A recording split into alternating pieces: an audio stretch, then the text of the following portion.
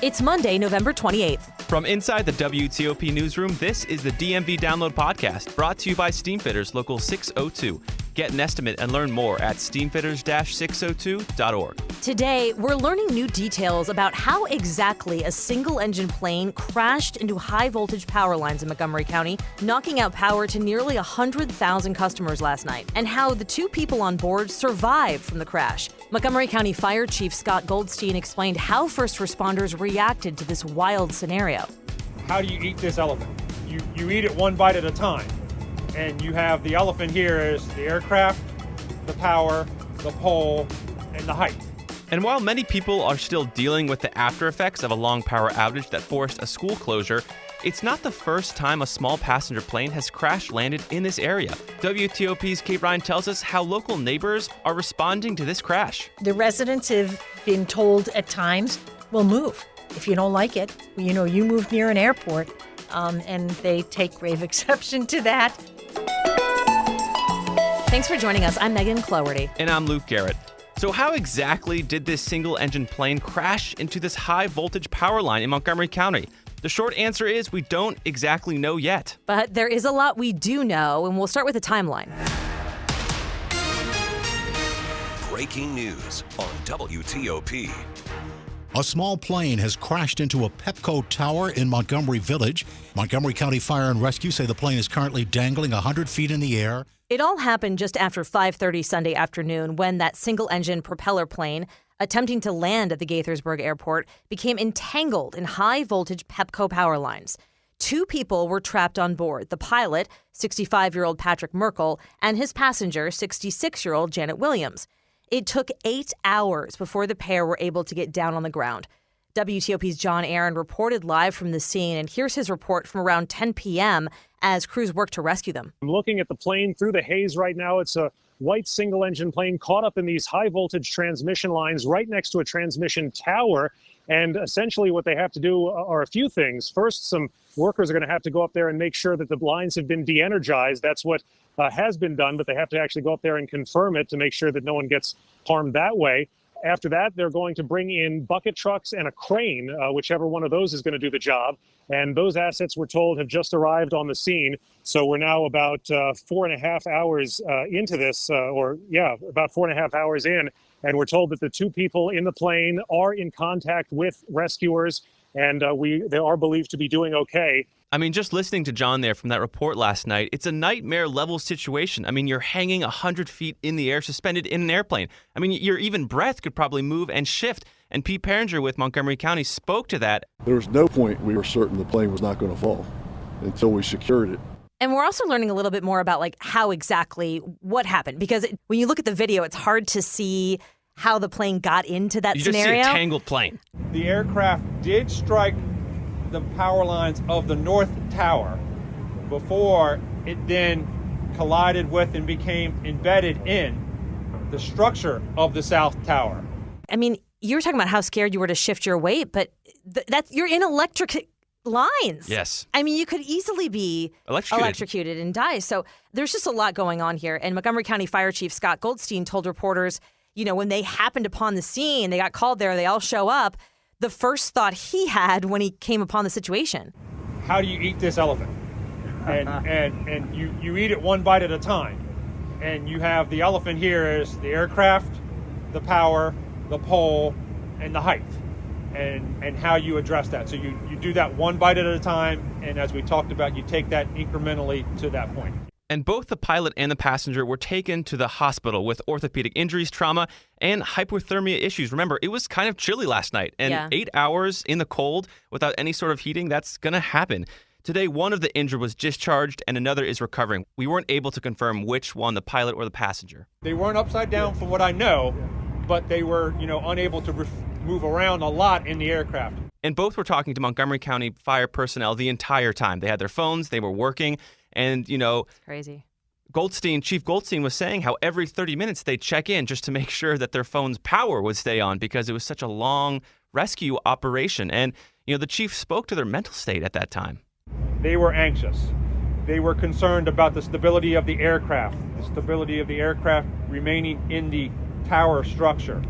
They were, disoriented to the severity of or the complexity of the circumstances. Now, both of them are expected to be okay. And reporters asked Pepco Regional President Donna Cooper during this press conference, how Merkel and Williams were not electrocuted, given the scenario. When they came into contact with the actual infrastructure, which was ultimately that plane ended up impacting the South Tower, it was my understanding that the propellers came into contact with the wires, but immediately went into the actual structure.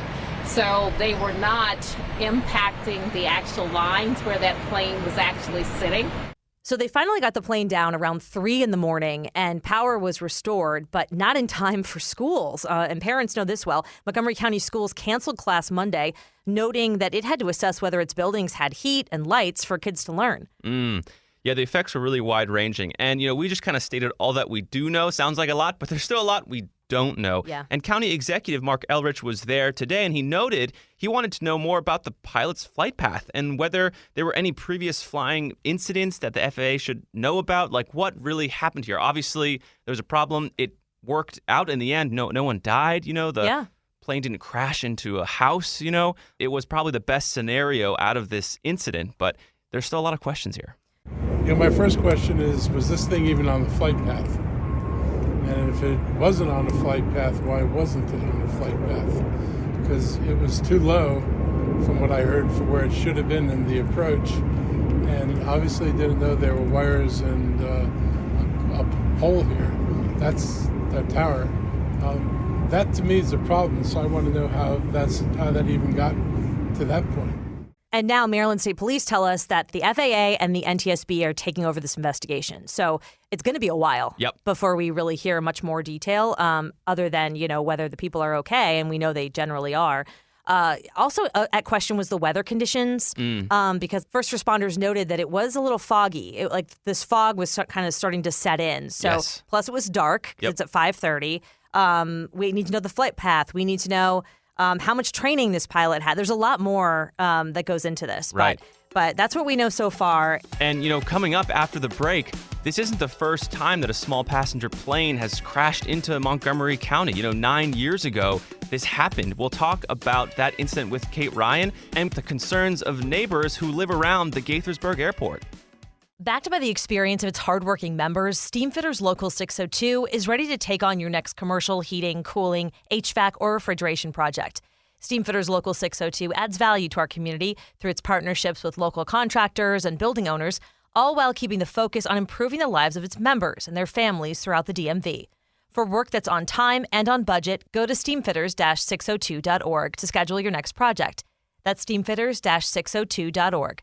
Steamfitters Local 602. Changing lives. Explain your DNA on 10 cases, man. You're inside the police interrogation room with the alleged Potomac River rapist. I'm not guilty on any of this stuff. So calm, so reasonable. Could this be the man who terrorized women for 9 years before murdering a brilliant scientist 2 decades ago? Experience one of the most fascinating true crime podcasts available. Join crime reporter Paul Wagner for Unknown Subject, Season 3 of WTOP's American Nightmare series. Search American Nightmare Podcast on all podcast platforms. As we mentioned, this is not the first serious crash near the airpark. You may remember 9 years ago, a plane missed the runway and crashed into the home, killing a mother and her 2 young children. People who live there in that area have long been concerned about their safety and complained that their concerns are being minimized. WTOP's Kate Ryan is here to tell us more about that. And it feels, Kate, it doesn't feel like 9 years ago, but December 2014, it was Marie Gamel, who was 36 years old, died holding her son, Cole, who was 3, and her basically 1-month-old baby, Devin, in their home, which was about a half mile from the airpark. I should say the pilot and 2 others who were in that plane back in 2014 were also killed. But going to the neighbors in this region, tell me what they've been doing, since this crash 9 years ago to try and kind of get more safety for themselves. There were civic groups that formed and really lobbied hard at the county council level, looking for more oversight. There was a liaison group that was dissolved. And at this point, you have the Montgomery County Revenue Authority, which operates the airpark, that is responsible for the operations and also holds community meetings from time to time. These civic groups complain that the meetings are heavily scripted, that they often don't get much time to respond. They get these presentations, and then it's time to comment, and they get 2 minutes each max. The operators of the airpark say, well, that's typical, right? You go to most county council meetings, most school board meetings, you get 2 minutes to comment. It's the airpark authority's position that they do work with the community. And it's the civic group's argument that you say you do, but you really don't. And we cannot get the county council to push harder. When we talked to the county council during the briefing today, the county council president, Gabe Albornoz, and the county council vice president, Evan Glass, both explained the council doesn't have a lot of oversight power here. The Montgomery County Revenue Authority is one of these quasi-independent agencies. It's got a unique status. And again, Keith Mitchell, who did talk to us, said, look, we check into these complaints. We have our own airports manager checking each and every complaint that comes in. You know, the large majority, practically all of them come in that the pilots are operating and doing what they are supposed to be doing. The community members say, wait a minute, your own airport manager is the one who's checking into complaints. So they obviously feel that that's not sufficient. And that's kind of where we are. Now, the airpark has pretty strong safety record. You know, we've never seen anything like Sunday's incident in terms of the ripple effect that it had. And certainly the 2014 incident with 6 lives lost is the worst in the county's history, at least as far back as I can remember. And obviously those things are of grave concern. Keith Mitchell explains that, look, the Revenue Authority, we're responsible for everything on the ground. So operations, runways, lighting. Once a pilot is in the air, that's the FAA's purview. And who investigates? That's the National Transportation Safety Board. So you see there are these disparate entities. Right. And these residents feel like there's no one we can really get change from. Now, in fairness, the airport has been there a very long time. And the residents say, but wait a minute, the traffic going in and out is escalated drastically. Miller insists, nope, by our records, the actual traffic in and out is down by like 50% over the years. Just prior to 2001, and September 11th of 2001, the traffic at the airpark was around 150,000 operations a year, whereas the latest report, the total number of operations currently at the airport is around 67,000. And again, it's kind of hard to pin down in terms of who actually keeps the records, et cetera. But again, that's where you are, this kind of impasse. And, you know, the residents have been told at times, well, move. If you don't like it, you know, you move near an airport. And they take grave exception to that. There's been a lot of growth in that pocket of Montgomery County as well. And we should point out, we keep saying Gaithersburg. This airpark is not in the city of Gaithersburg. It's miles away from, for example, Shady Grove Metro Station. It's about 6 miles away. And there will be questions that will come up as to why this pilot was coming in so low at the distance that he was from the airport itself. Obviously, that's NTSB territory.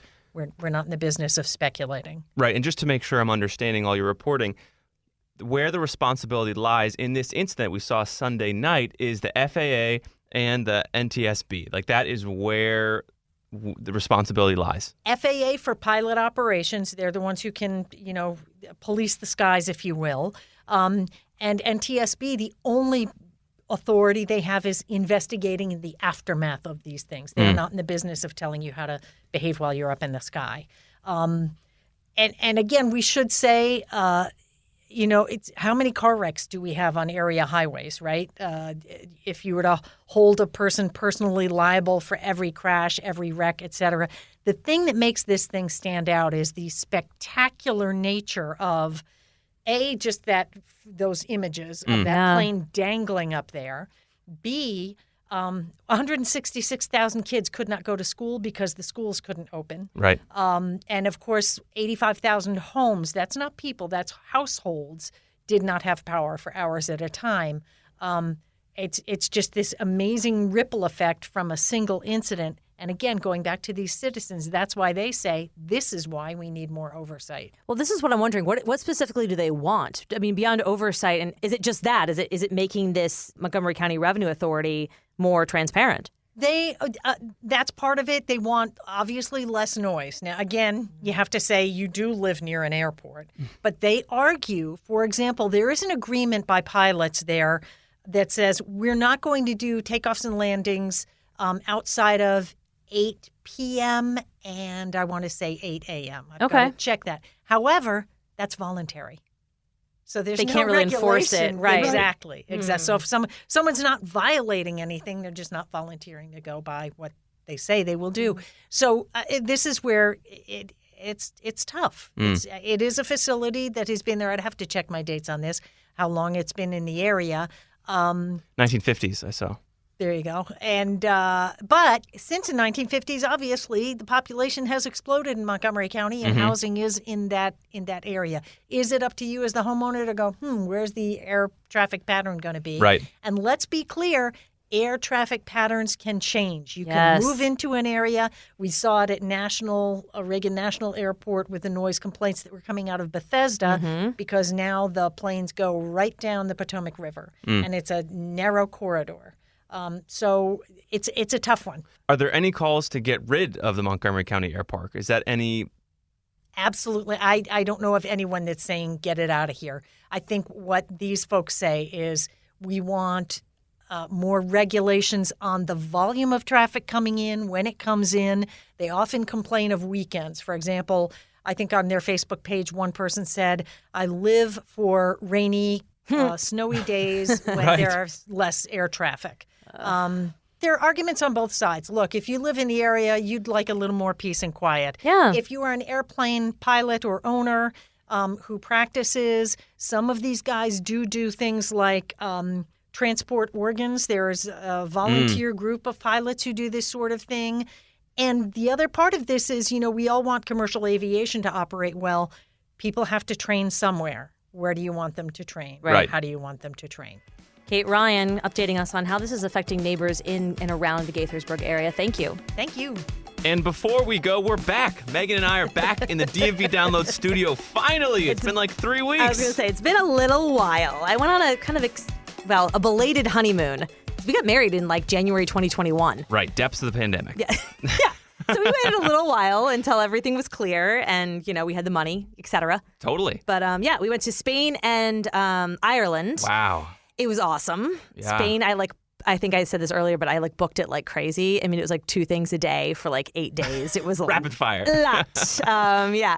And then we got to Ireland. But I think the highlights would be going to Alhambra in Granada. It's this huge like walled city that was built by the Moors. And it's like little like the whole thing is just like hand carved. Oh my gosh. Small little tiles. It's gorgeous. Wow. It's like unbelievable. If you guys haven't heard of it, because you're an uncultured swine like I was. I hadn't heard of it either. So there I you know. go. I looked it up. I was like, whoa, this is so cool. The gardens, the whole thing was amazing. Wow. I also went mountain biking. Ooh. In the Sierra Blancas. That's intense. That is exactly, yeah, I fell. Oh, no. I did fall. Oh, I did. It was really hard. It was very intense. And then I think the best part, not that you're asking me, but I'm like hitting the highlights here. Oh, you're answering the questions in my head. Is we stayed in a castle in Ireland. In the town where my family is from. Dang. And the castle called us like right before we were about to stay. And I was worried, they'd had a flood or like they were going to cancel. Something, yeah. And they said, hey, so we're having this really big, it was more like, hi there. So we're having this really, really large event. It's going to be tons of live music. It's going to be grand. But and they like went on. And I was like, where's the bad part? Where's the? And they were like, so if you don't mind, we'd love to have you, but there's just gonna be music. It all ends the castle. And I was like, well, that sounds great. Like, sign me up. I guess some people would be annoyed by live music filling an entire castle, but it was music in a castle. They were doing some benefit, some cancer benefit, wow. And all the guests could still stay. But I mean, it was kind of loud. I mean, there's music everywhere. But all the locals came to the castle, and we got to meet all these locals and see like Irish dancing, and it was phenomenal. Wow. It was really a great end to the trip. That's so cool. Like instruments, they were like, yeah. Oh my gosh, I feel like everybody in Ireland plays an instrument. I feel like it's like a requirement. Yeah. Wow. Yeah. And they all dance and they all sing. And anyway, it was a blast. So. Dang. Yeah. And were you unconnected? Were you able to like unplug and everything? A little bit. I feel bad I didn't listen to the show every day. Hey, it's okay. Sometimes you need a break. And then I came back and found you did a poop episode. Yes. So that was such a fun episode. Maybe I need to check in more often. No, it was great and it was a nice break. And thank you for covering me. Appreciate it. You bet. And that'll do it for us today on the DMV Download. We are sponsored by Steamfitters Local 602, and our music is by Real Worlds. Give us a review and rate our show if you get the chance, good or bad. Let us know how we're doing. You can also find us on social media where we're posting all the time, and dmvdownload.com.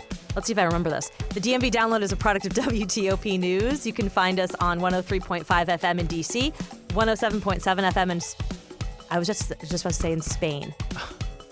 That'd be cool. We'll check on that. Okay, let's do it again. 107.7 FM in Virginia and 103.9 FM in Frederick, Maryland. Online at WTOP.com and on the WTOP News app. Have a good night.